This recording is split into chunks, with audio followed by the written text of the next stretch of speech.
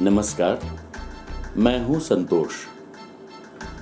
City news van की सांध्यकालीन समाचार सेवा में आपका स्वागत है। प्रस्तुत है आज की मुख्य खबरें। देश भर में कोरोना वैक्सीन की मुहिम हुई तेज। प्रधानमंत्री नरेंद्र मोदी एवं रीवा सांसद जनार्दन मिश्र ने लगवाया टीका।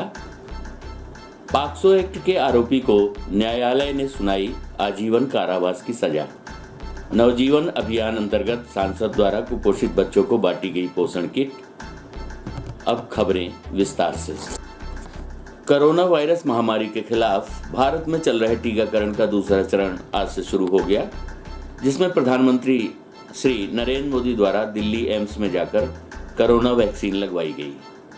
वहीं रीवा में रीवा सांसद श्री जनार्दन मिश्र द्वारा आज कोरोना की वैक्सीन लगवाई गई। आपको बता दें कि आज कुशाभाऊ ठाकरे जिला अस्पताल रीवा में सांसद श्री जनार्दन मिश्र को कोरोना वैक्सीन का पहला टीका लगाया गया है। श्री मिश्र द्वारा टीका लगवाकर आम जनता को ये संदेश दिया गया कि जनता किसी भ्रम में न पड़कर कोरोना वैक्सीन का टीका निडर होकर लगवाए। टीका लगने के बाद सांसद महोदय द्वारा बताया गया कि उन्हें कब टीका लग गया इसका पता ही नहीं चला। अब उन्हें अगले चरण में दूसरा टीका लगाया जाएगा। इस अवसर पर रीवा कलेक्टर इलैया राजा टी एवं CMHO Rewa doctor ML Gupta, civil surgeon KP Gupta तथा टीकाकरण अधिकारी बसंत अग्निहोत्री एवं डॉक्टर अर्पिता सिंह उपस्थित रहे। प्रस्तुत है सांसद श्री जनार्दन मिश्र से प्राप्त जानकारी के कुछ अंश। देखना है, हमको दिख नहीं रहा हमारा आ रहा है नहीं। 30 मिनट बैठना है। एक नंबर आ रहा 30 मिनट के अंदर कुछ भी होता है वहाँ पर बैठे डॉक्टर। नहीं देना है, टेंशन की लेना है, आप ये बता। लेने का नहीं है बस। फोटो मार लीजिएगा।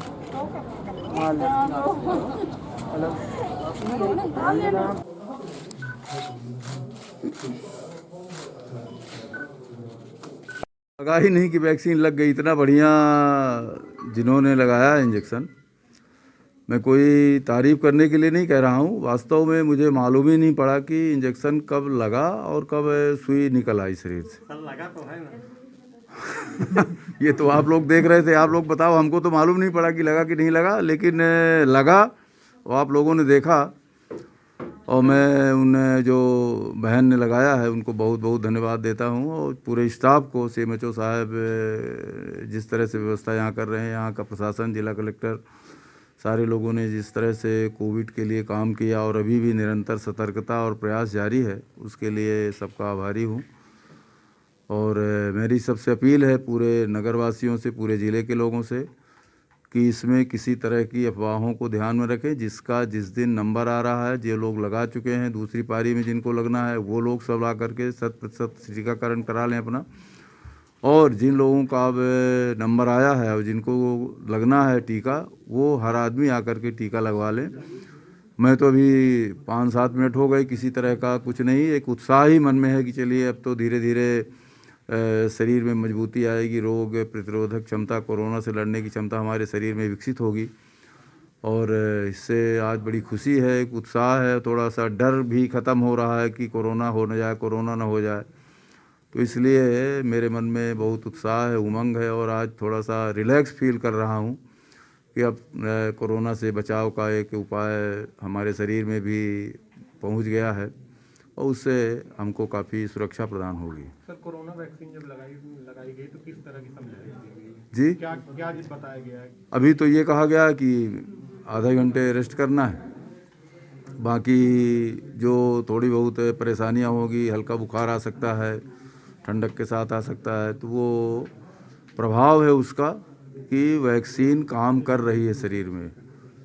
जो कुछ भी थोड़ी बहुत तकलीफ़ होगी, उसका मतलब है कोरोना की वैक्सीन शरीर में प्रभावी ढंग से काम कर रही है, यही बताया है। तो उन्हीं के बताए के अनुसार अभी 1 घंटे यहाँ पर देख रहा हूँ कि शरीर में किसी तरह की कोई प्रतिक्रिया होती है। वो बाकी डॉक्टर लोग का, अगर कोई प्रतिक्रिया होगी तो डॉक्टर लोग देखेंगे। बाकी मुझे नहीं लगता कि इसी तरह की कोई प्रतिक्रिया होगी। 25 मिनट बाद मैं यहाँ से उठ के चला जाऊँगा अपने काम में। दुष्कर्म के आरोपी को सुनाई गई 20 वर्ष की कठोर कारावास की सजा। घटना 3 वर्ष पूर्व गुड़ थाना के ग्राम हरदी की है। इस संबंध में प्राप्त जानकारी के अनुसार घटना 18 वर्षीय आरोपी दीपेंद्र यादव द्वारा ग्राम हरदी में नहर के पास कारित होना बताया गया है, जहां एक किशोरी शौच क्रिया के लिए गई थी। वहीं आरोपी द्वारा दुष्कर्म की घटना को अंजाम दिया गया था।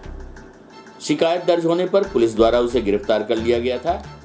आज दिनांक 1 मार्च को विशेष न्यायाधीश पॉक्सो सुश्री महिमा कछवाहा द्वारा आरोपी दीपेंद्र यादव को मुजरिम करार देते हुए भारतीय दंड संहिता की धारा 376(3) एवं पॉक्सो एक्ट की धारा 6 के अंतर्गत 20-20 वर्ष की सजा सुनाते हुए 2-2 हजार रुपए के अर्थदंड से भी दंडित किया गया। एक्चुअली मैं विशेष न्यायालय पॉक्सो द्वारा अपने प्रकरण क्रमांक 69/2018 में आरोपी दीपेंद्र यादव को धारा 376(3) में 20-20 वर्ष का कठोर कारावास और 2-2 हजार रुपये की जुर्माने से सजा से दंडित किया गया। प्रकरण ये था कि ये थाना गुड़ का अपराध क्रमांक 28/2018 पर दर्ज दीपेंद्र यादव के विरुद्ध, दीपेंद्र यादव पिता छोटेलाल यादव उम्र 18 वर्ष, ग्राम हरदी, थाना गुड़, जिला रीवा का रहने वाला है। इसके ऊपर बलात्कार किए जाने के अपराध की आरोप लगाया गया था, जिसका संबंधित थाने के पुलिस द्वारा विवेचना की गई। अपराध प्रमाणित पाए जाने पर माननीय न्यायालय विशेष पॉक्सो के अंतर्गत प्रस्तुत किया गया, जिसमें विचारण किया गया। विचारण अभियोजन द्वारा बहुत प्रभावी ढंग से किया गया। जिला अभियोजन अधिकारी संजीव श्रीवास्तव मेरे मार्गदर्शन में शासन की ओर से विशेष लोक अभियोजक श्री रविंद्र सिंह एवं श्री अशोक प्रियदर्शी द्वारा इस मामले की प्रभावी ढंग से पैरवी की गई, जिसके परिणाम स्वरूप माननीय न्यायालय द्वारा आरोपी दीपेंद्र यादव को 20-20 वर्ष की कठोर कारावास, धारा 3 भारतीय दंड संहिता की धारा 376(3) एवं पॉक्सो अधिनियम की धारा 6 के अंतर्गत दोनों 20-20 वर्ष की कठोर कारावास, 2-2 हजार रुपये का जुर्माना से दंडित किया गया। तत्काल में कहाँ है? यहाँ है कि अभी जमानत में से? अभी आरोपी ये जेल में है। नवजीवन अभियान के तहत कुपोषित बच्चों को वितरित किया गया पोषण आहार। नगर निगम रीवा के टाउन हॉल में आयोजित नवजीवन अभियान के तहत कुपोषित बच्चों को पोषक आहार वितरित किया गया। इस कार्यक्रम में सांसद श्री जनार्दन मिश्रा, कलेक्टर इलैया राजा टी एवं नगर निगम आयुक्त सहित कई समाजसेवी उपस्थित रहे। इस दौरान सैकड़ों बच्चों को 5 तरह की दाल, फल, साबुन, सैनिटाइजर सहित अन्य पोषक आहार उपलब्ध कराए गए। इस अवसर पर कलेक्टर इलैया राजा टी ने कहा कि शासन की मंशा है कि देश में कोई भी बच्चा कुपोषित ना रहे। हम आपको बता दें कि इस कार्यक्रम के दूसरे चरण में आज सैकड़ों बच्चों को उनके माता पिता लेकर कार्यक्रम में उपस्थित हुए, जहां उन्हें चिकित्सा सुविधा भी उपलब्ध कराई गई। नवजीवन अभियान के तहत कुपोषित बच्चों को पोषक आहार बांटने के लिए तथा इसके क्रियान्वयन के लिए 36 अधिकारी तैनात किए गए हैं। कलेक्टर महोदय द्वारा इस अभियान के द्वारा नवाचार कर विशेष प्रयास किए जा रहे हैं। नवजीवन अभियान गत 1 जनवरी 2021 से शुरू किया गया था। इस अभियान का आगामी चरण आज से जिले के 36 अधिकारी एवं जनप्रतिनिधि कुपोषित बच्चों के घर घर जाकर उन्हें पोषण किट प्रदान करेंगे। इसके लिए विभिन्न स्थानों पर 36 अधिकारियों को इसकी जिम्मेवारी सौंपी गई है। इस अभियान के तहत कुपोषित बच्चों के परिवारों से मिलकर उनके बीच जाकर पोषण आहार किट प्रदान की जाती है और माता पिता को बच्चों के पोषण स्तर में सुधार की समझाइश भी दी जाती है।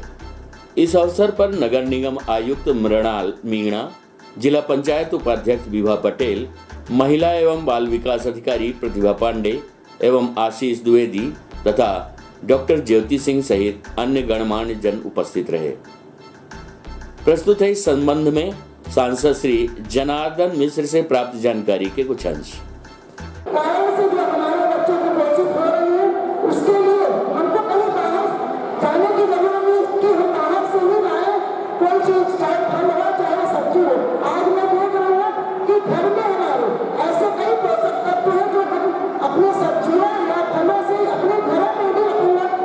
पालक हो, चाहे मूली हो, चाहे राजगंगा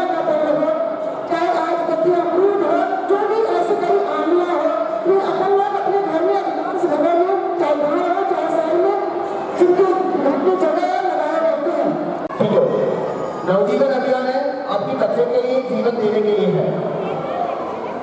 हमको पता है बहुत सारे घरों में पोषण का सही तरीके से नहीं देने से कुपोषण होता है।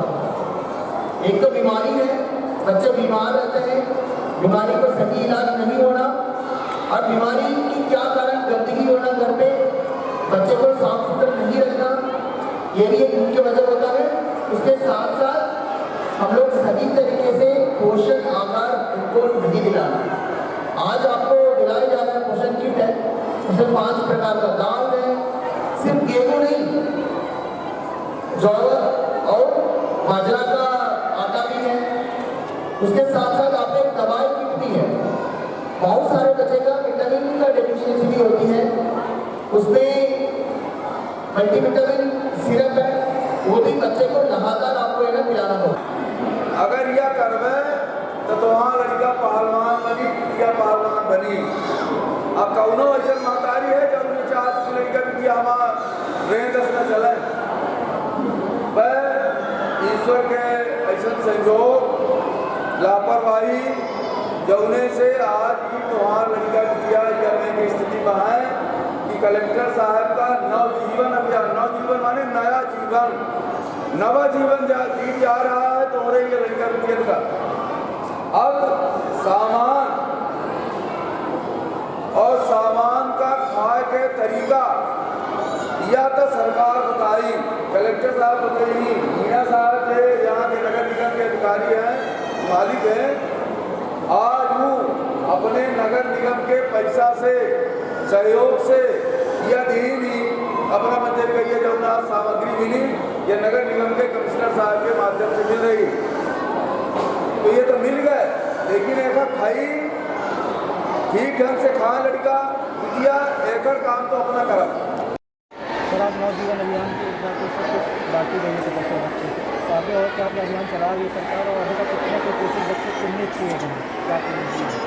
ये कुपोषित बच्चों के साथ साथ जो कमज़ोर बच्चे हैं उनको भी क्या किया, कुपोषित बच्चे तो अस्पतालों में है, उनका ट्रीटमेंट चल रहा है, और ये तीसरा चरण है, हर महीने इनको एक किट दी जाती है, उसमें पोषण आहार की सारी सामग्री रहती है, और उससे अभी आपने देखा कि सब लोग बता रहे हैं कि वजन बढ़ रहा है, बच्चों के स्वास्थ्य में सुधार हो रहा है, तो बड़ा बहुत ही अभिनव पहल किया है यहाँ के कलेक्टर ने। इस कार्यक्रम से क्या सुधार हो रहा है कुपोषित बच्चों में? बहुत भाई, मैं वही आपसे आग्रह कर रहा था कि आपने जब मैंने पूछा माताओं से कि बच्चों का वजन बढ़ रहा है तो सभी ने कहा कि हाँ वजन बढ़ रहा है, तो वजन बढ़ने का मतलब है कि उसका प्रभाव सकारात्मक पड़ रहा है, और इसमें कलेक्टर रीवा की बहुत और ये DPO मैडम सारा जो कार्यक्रम लगे हुए हैं, तो तमाम तरह की संस्थाएँ भी हैं, डॉक्टर हैं, डॉक्टर जो किसी कर रही है, बहुत अच्छा है, तो अभिनव पहल है। आम जनता के लिए कोरोना टीकाकरण अभियान आज से प्रारंभ, रीवा कलेक्टर इलैया राजा टी ने की टीका लगवाने की अपील।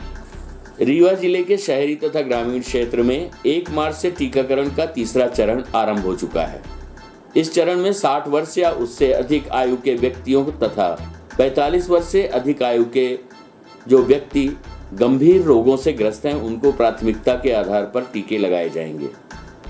इस चरण में कोरोना टीकाकरण से छूटे हुए सभी स्वास्थ्य विभाग के कर्मचारियों, महिला एवं बाल विकास के कर्मचारियों तथा सभी फ्रंट लाइन वर्कर्स को भी टीके लगाए जाएंगे। इस संबंध में जारी गाइडलाइन के अनुसार गर्भवती महिलाओं तथा नवजात शिशु को 6 माह तक दूध पिलाने वाली महिलाओं को छोड़कर शेष सभी छूटे हुए हेल्थ वर्कर्स और फ्रंट लाइन वर्कर्स अनिवार्य रूप से टीके लगवाएंगे। हम आपको बता दें कि आज से टीकाकरण आरंभ हो चुका है। इस पर कलेक्टर रीवा ने सभी आमजनों से टीका लगवाने की अपील की है। इस संबंध में जिले में 7 कोविड-19 वैक्सीनेशन सेंटर बनाए गए हैं, जिसमें रीवा शहर में 4 व सिरमौर, त्योंथर, मऊगंज में 1-1 केंद्र बनाए गए हैं, जहां 45 वर्ष से लेकर 60 वर्ष के लोग भी कोरोना का टीका लगवा सकते हैं। इस संबंध में आप अपना पंजीयन ऑनलाइन पोर्टल के माध्यम से भी करवा सकते हैं या वैक्सीनेशन सेंटर पर जाकर भी पंजीयन करवा सकते हैं। प्रस्तुत है आम जनता एवं कलेक्टर इलैया राजा टी से प्राप्त जानकारी के कुछ अंश। ये तो ईश्वर की बहुत बड़ी देन है कि हम लोगों को कोविड-19 का ये वैक्सीन लग रहा है और ये सभी को लगाना चाहिए।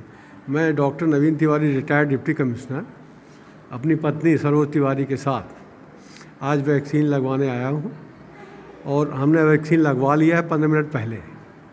हम लोगों को बहुत अच्छा लग रहा है और ये मैं तो 70+1 हूँ, लेकिन मैं सभी से आग्रह करूँगा, समाज के अपने सभी लोगों के और रीवा के सभी नागरिकों से मेरी अपील है कि इस वैक्सीन को ज़्यादा से ज़्यादा संख्या में लगाएं और अपना जीवन सुरक्षित रखें। ये बहुत अच्छा सरकार ने हम लोगों के लिए सुविधा दी है और इस हॉस्पिटल में बहुत अच्छा व्यवहार है इनका, स्टाफ का। सभी स्टाफ अपने साथ बहुत अच्छा व्यवहार करते हैं और सबको प्रेम से टीके लगाते हैं। ये बहुत फ़ायदेमंद है और समाज के लिए एक बहुत बड़ी देन है। किसी तरीके की कोई परेशानी शारीरिक नहीं, कोई परेशानी, बहुत अच्छा। I am feeling well. हमारी पत्नी भी अच्छा फील कर रही, मैं भी फील कर रही। कोविड वाला 19 लगवा लिया है, मुझे अच्छा लग रहा, कोई प्रॉब्लम नहीं है मुझे, सभी को लगवाना चाहिए।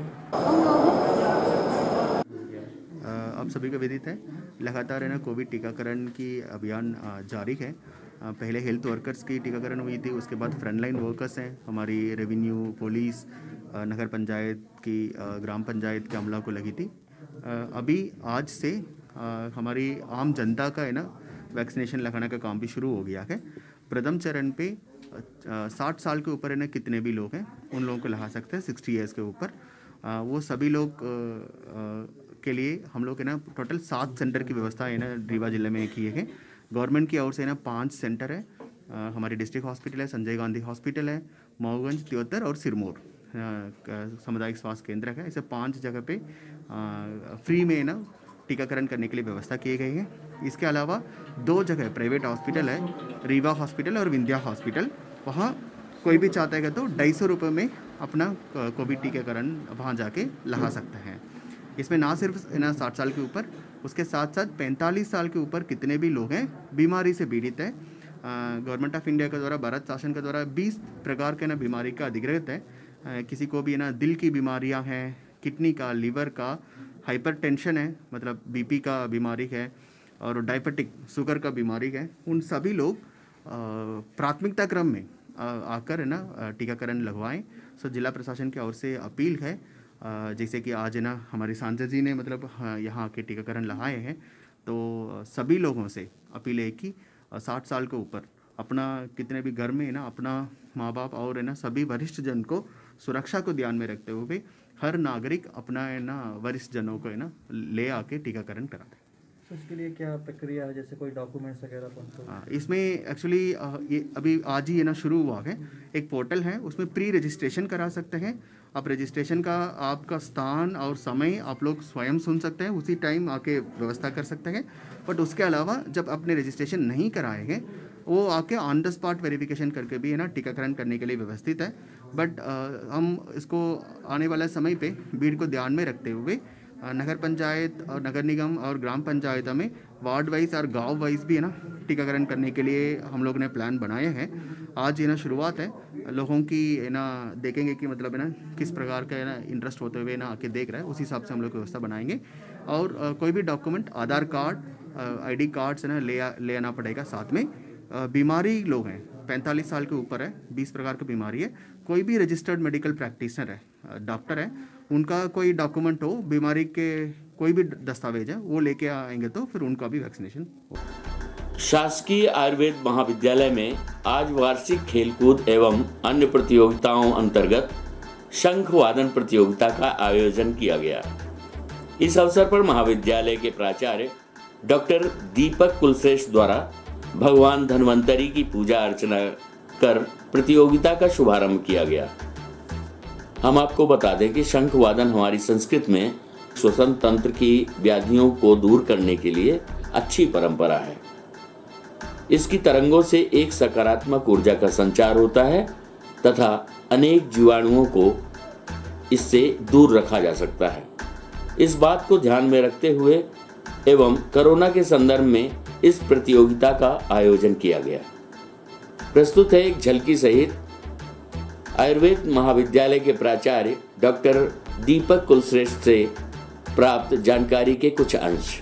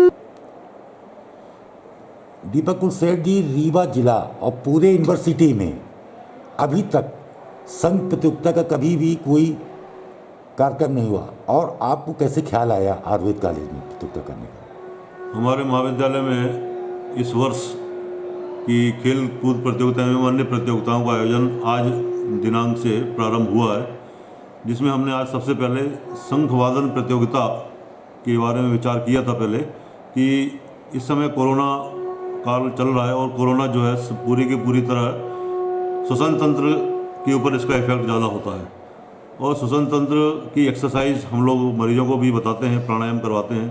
तो ये भी एक प्रकार से शंखवादन पूरी श्वसन तंत्र का व्यायाम है। ये इसको हम धर्म से न जोड़ते हुए इसको एक वैज्ञानिक पहलू इसका हम देखेंगे। इसका वैज्ञानिक पहलू क्या है? तो इसका वैज्ञानिक पहलू, पूर्णतः वैज्ञानिक पहलू ये है कि इससे हमारा श्वसन तंत्र मजबूत होता है, और जब श्वसन तंत्र हमारा मजबूत होगा तो कई प्रकार की बीमारियां, खासतौर से सांस से संबंधित बीमारियां, श्वास की बीमारी हो गई, एवं कोरोना का जो इफेक्ट हमारे लंग्स पे होता है, बार बार निमोनिया होना, इस प्रकार की बीमारियों से हम आसानी से बच सकते हैं। तो ये हमारे एक आयुर्वेद महाविद्यालय की तरफ से एक सभी जनता के लिए एक मैसेज भी है कि शंखवादन हम अपने घर में धर्म की दृष्टि से यदि आप पूजा नहीं भी करते हैं तो कभी भी दिन में कभी भी आप शंखवादन कम से कम 2-3 बार जरूर करें, जिससे कि आपको श्वसन तंत्र निश्चित रूप से मजबूत होगा। तो इसी चीज़ को ध्यान में रखते हुए हमने इस प्रतियोगिता का आयोजन, जहाँ तक मेरा ख्याल है, हम सोचते हैं कि ये रीवा जिले के अंदर पहला हमारा महाविद्यालय होगा जो शंखवादन प्रतियोगिता का आयोजन कर रहा है, और बड़े उत्साह से हमारे छात्र छात्राओं ने इसमें भाग लिया। आज की खबरों में बस इतना ही। कल पुनः उपस्थित होंगे नई खबरों के साथ। तब तक के लिए हमें अनुमति दीजिए। नमस्कार।